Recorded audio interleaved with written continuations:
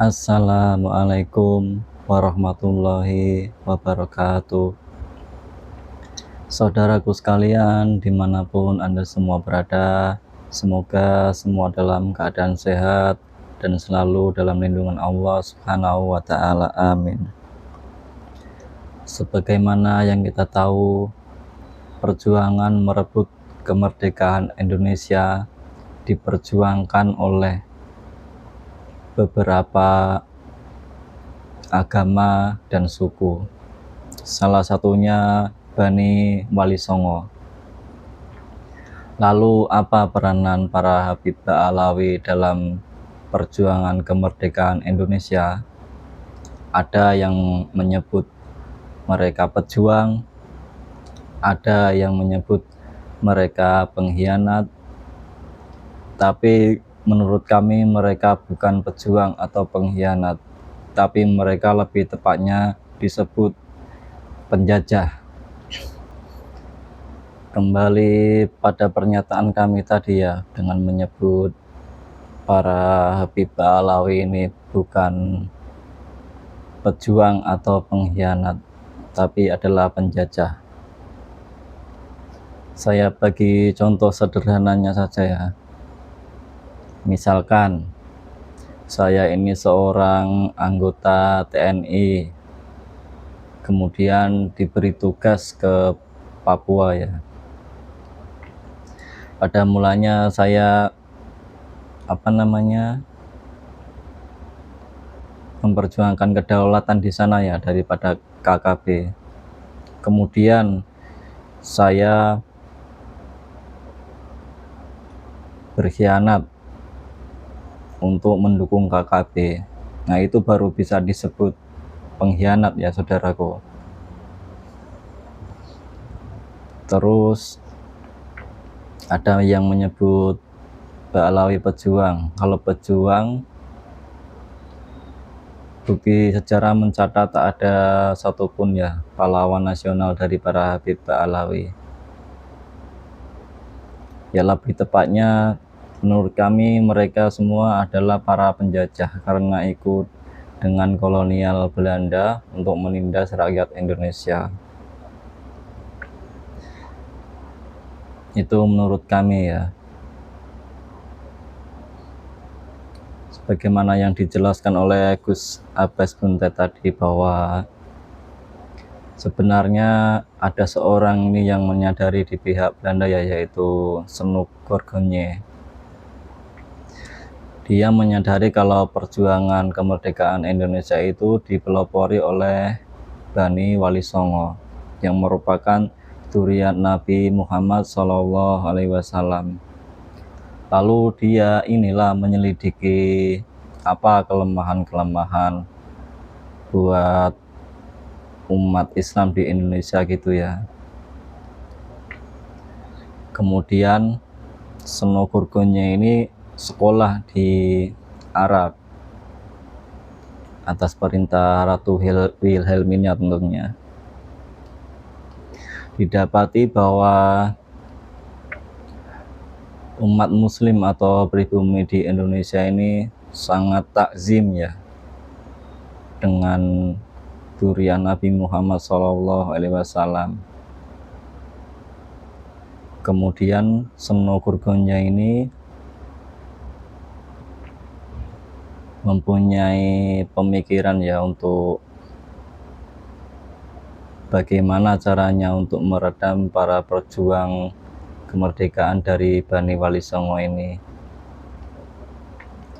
Kemudian dikirimlah para imigran Yaman yang kebetulan pada waktu itu mukanya juga sama Arab, fasih bahasa Arab juga.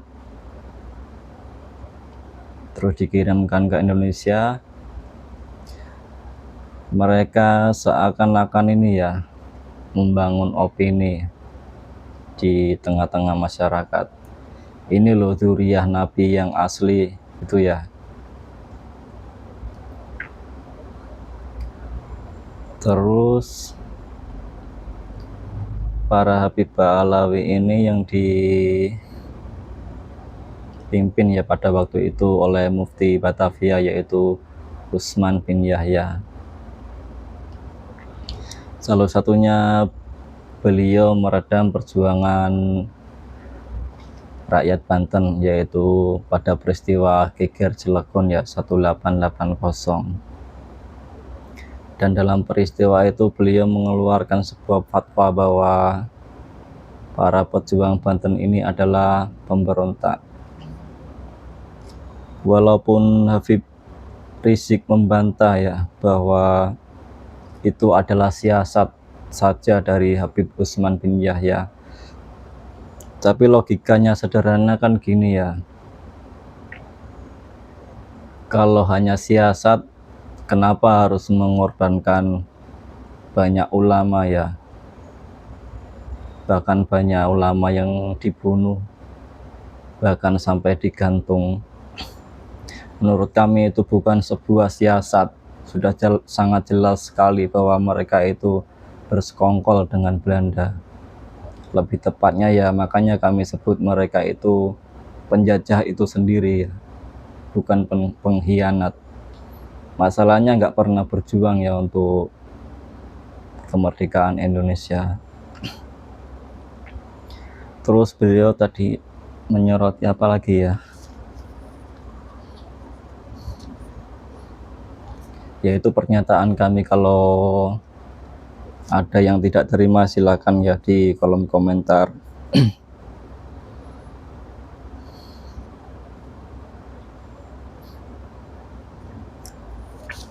Dan sedikit menambahkan ya, bahwa semua keturunan Nabi Muhammad SAW itu gelarnya Sayyid dan Syarif dari dulu ya.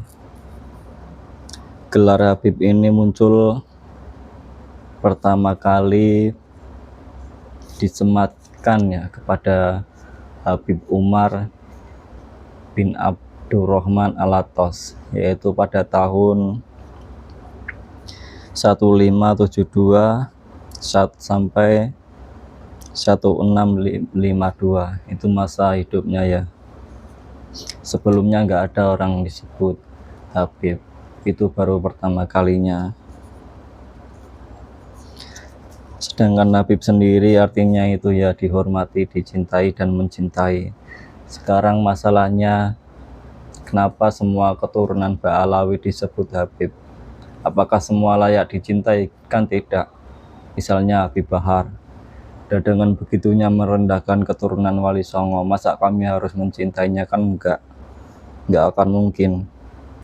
Dan masalah tadi ya, Senogorgonye ini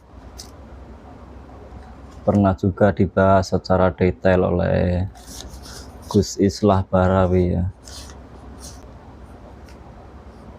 Jadi ada dua orang yang penting ya di pihak kolonial Belanda pada waktu itu, yaitu Senogorgonye dan Habib Utsman bin Yahya, di mana Senogorgonye ini yang melakukan pengkajian mengenai kelemahan-kelemahan umat Islam yang ada di Indonesia ya. Dan kemudian Habib Utsman bin Yahya ini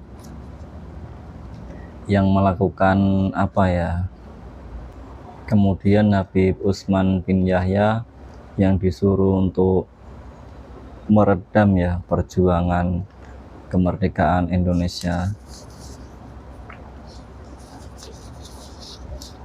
Saran kami, semoga sejarah seperti ini ya diajarkan di sekolah-sekolah.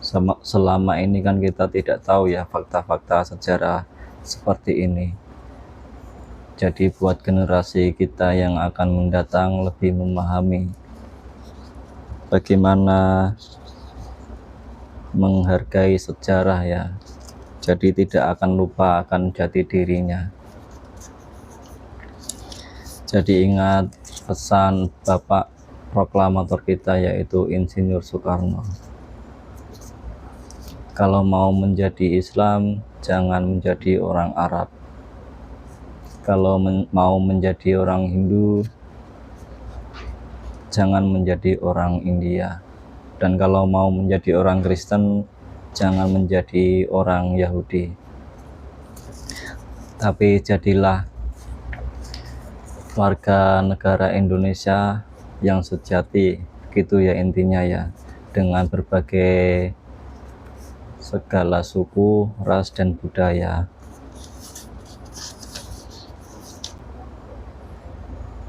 Baiklah, itu saja yang bisa kami sampaikan hari ini. Kalau ada saran dan kritik, silakan, kami akan terima dengan baik. Mohon maaf jika ada yang salah dalam penyampaian, karena kelebihan dan kesempurnaan milik Allah Subhanahu wa Ta'ala, sedangkan kelemahan berasal dari diri kami sendiri. Wassalamualaikum warahmatullahi wabarakatuh.